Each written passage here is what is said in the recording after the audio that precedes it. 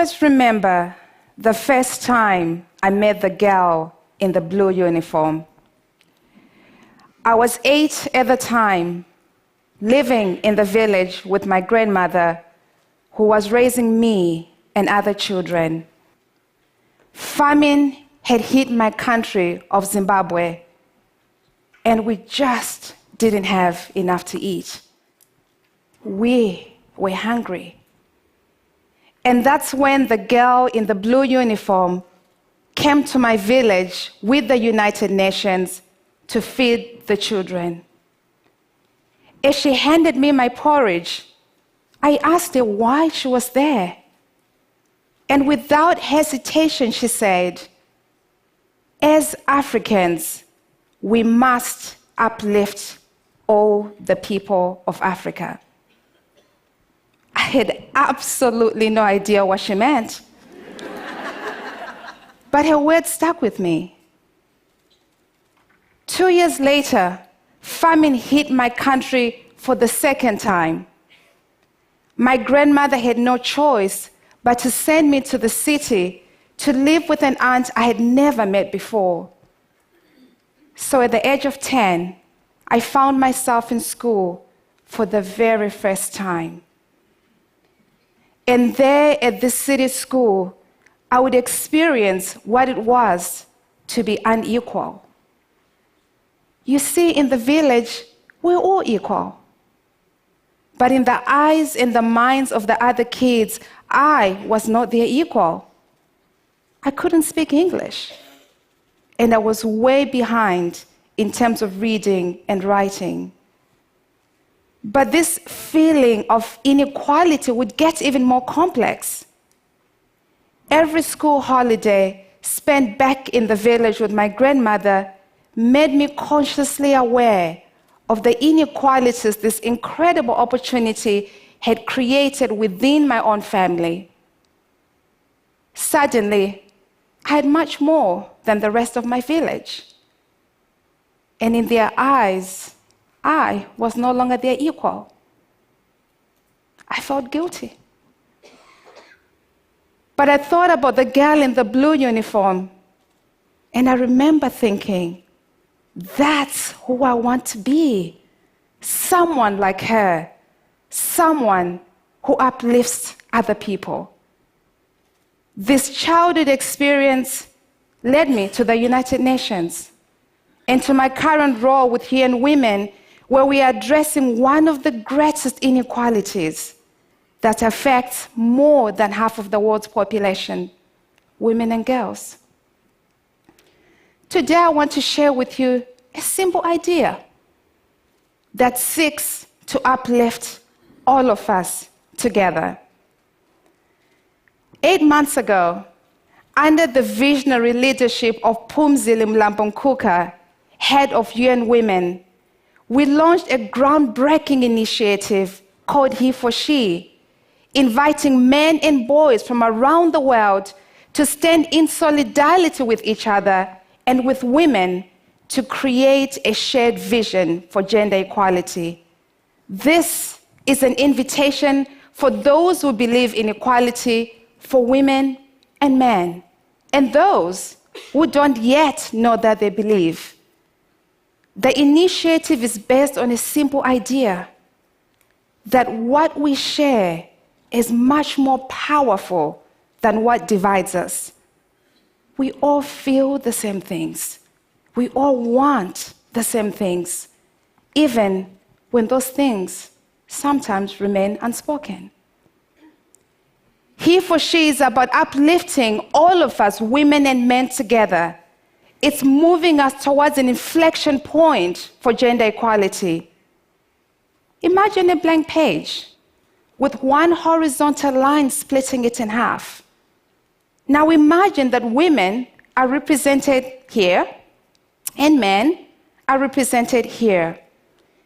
At our current population, He for She is about moving the 3.2 billion men, one man at a time, across that line, so that ultimately men can stand alongside women and be on the right side of history making gender equality a reality in the 21st century.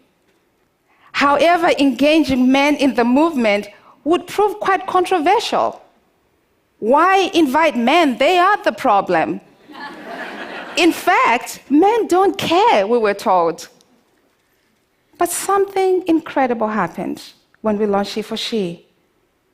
In just 3 days, more than 100,000 men had signed up and committed to be agents of change for equality. Within that first week, at least one man in every single country in the world stood up to be counted. And within that same week, He for She created more than 1.2 billion conversations on social media. And that's when the emails started pouring in, sometimes as many as 1,000 a day. We heard from a man out of Zimbabwe who, after hearing about He for She, created a husband school. He literally went around his village, handpicking all of the men that were abusive to their partners and committed to turn them into better husbands and fathers. In Pune, India, a youth advocate organized an innovative bicycle rally, mobilizing 700 cyclists to share the He for She messages within their own community. In another impact story, a man sent a very personal note of something that had happened in his own community. He wrote, "Dear Madam, I have lived all of my life next door to a man who continuously beats up his wife. 2 weeks ago, I was listening to my radio, and your voice came on, and you spoke about something called the He for She, and the need for men to play their role. Within a few hours, I heard the woman cry again next door. But for the first time, I didn't just sit there. I felt compelled to do something. So I went over and I confronted the husband. Madam, it has been 2 weeks and the woman has not cried since. Thank you for giving me a voice."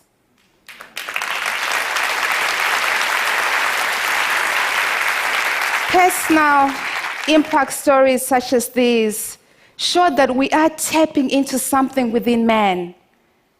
But getting to a world where women and men are equal is not just a matter of bringing men to the cause. We want concrete, systematic, structural change that can equalize the political, economic, and social realities for women and men. We are asking men to make concrete actions, calling them to intervene at a personal level to change their behavior. We are calling upon governments, businesses, universities to change their policies. We want male leaders to become role models and change agents within their own institutions. Already, a number of prominent men and leaders have stepped up and made some concrete He for She commitment. In a number of few early success stories, a French leading hospitality company, Accor, has committed to eliminate the pay gap for all of its 180,000 employees by 2020. The government of Sweden, under its current feminist government, has committed to close both the employment and the equal pay gap for all of its citizens within the current electoral term. In Japan, the University of Nagoya is building, as part of their He for She commitments, what will become one of Japan's leading gender research centers. Now, 8 months later, a movement is building. We are seeing men sign up from every single walk of life, and from every single corner in the world.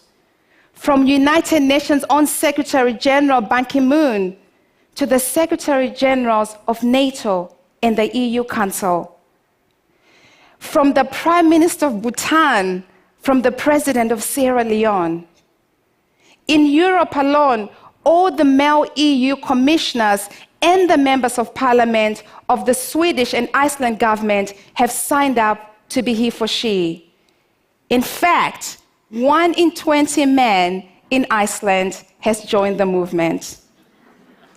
The rallying call of our passionate goodwill ambassador Emma Watson has garnered more than 5 billion media impressions, mobilizing hundreds and thousands of students around the world to create more than 100 he for she student associations.